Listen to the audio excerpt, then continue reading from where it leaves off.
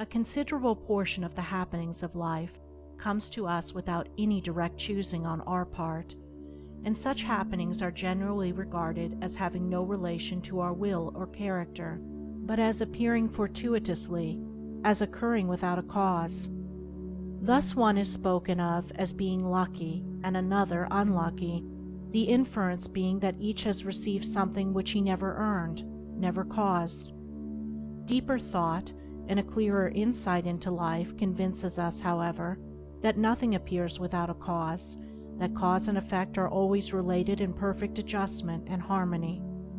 That being so, every happening directly affecting us is intimately related to our own will and character, is indeed an effect justly related to a cause having its seat in our consciousness.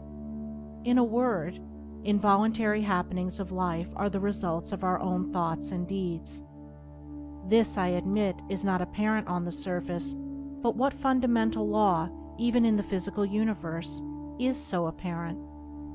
If thought, investigation, and experiment are necessary to the discovery of the principles which relate one material atom to another, even so are they imperative to the perception and understanding of the mode of action which relate one mental condition to another, and such modes, such laws, are known by the right doer, by him who has acquired an understanding mind by the practice of true actions.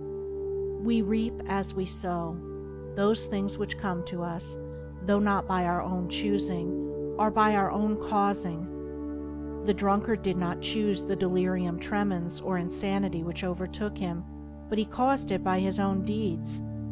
In this case the law is plain to all minds, but where it is not so plain, it is none the less true. Within ourselves is the deep-seated cause of all our sufferings, the spring of all our joys. Alter the inner world of thoughts, and the other world of events will cease to bring you sorrow. Make the heart pure, and to you all things will be pure, all occurrences happy and in true order. Within yourselves deliverance must be sought. Each man his prison makes.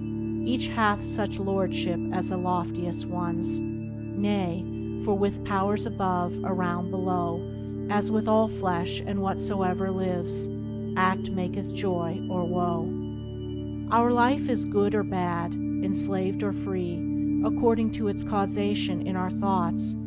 For out of these thoughts spring all our deeds, and from these deeds come equitable results. We cannot seize good results violently, like a thief, and claim and enjoy them, but we can bring them to pass by setting in motion the cause within ourselves. Men strive for money, sigh for happiness, and would gladly possess wisdom, yet fail to secure these things, while they see others to whom these blessings appear to come unbidden. The reason is that they have generated causes which prevent the fulfillment of their wishes and efforts. Each life is a perfectly woven network of causes and effects, of efforts or lack of efforts, and results, and good results can only be reached by initiating good efforts, good causes. The doer of true actions, who pursues sound methods, grounded on right principles, will not need to strive and struggle for good results. They will be there as the effects of his righteous rule of life. He will reap the fruit of his own actions, and the reaping will be in gladness and peace.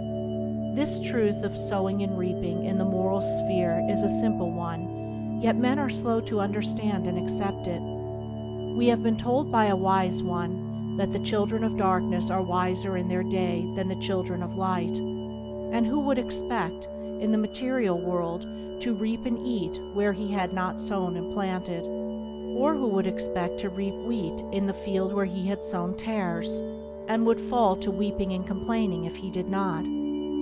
Yet this is just what men do in the spiritual field of mind and deed. They do evil and expect to get from it good, and when the bitter harvesting comes in all its ripened fullness, they fall into despair and bemoan the hardness and injustice of their lot, usually attributing it to the evil deeds of others, refusing even to admit the possibility of its cause being hidden in themselves, in their own thoughts and deeds. The children of light, those who are searching for the fundamental principles of right living, with a view to making themselves into wise and happy beings, must train themselves to observe this law of cause and effect in thought, word, and deed, as implicitly and obediently as the gardener obeys the law of sowing and reaping. He does not even question the law. He recognizes and obeys it. When the wisdom which he instinctively practices in his garden is practiced by men in the garden of their minds, when the law of the sowing of deeds is so fully recognized that it can no longer be doubted or questioned, then it will be just as faithfully followed by the sowing of those actions which will bring about a reaping of happiness and well-being for all. As the children of matter obey the laws of matter, so let the children of spirit obey the laws of spirit, for the law of matter and the law of spirit are one, but they are two aspects of one thing, the outworking of one principle in opposite directions. If we observe right principles or causes, wrong effects cannot possibly accrue. If we pursue sound methods, no shoddy thread can find its way into our web of life, no rotten brick enter into the building of our character to render it insecure. And if we do true actions, what but good results can come to pass? For to say that good causes can produce bad effects is to say that nettles can be reaped from a sowing of corn. He who orders his life along the moral lines thus briefly enunciated will attain to such a state of insight and equilibrium as to render him permanently happy and perennially glad. All his efforts will be seasonally planted. All the issues of his life will be good. And though he may not become a millionaire, as indeed he will have no desire to become such, he will acquire the gift of peace, and true success will wait upon him as its commanding master.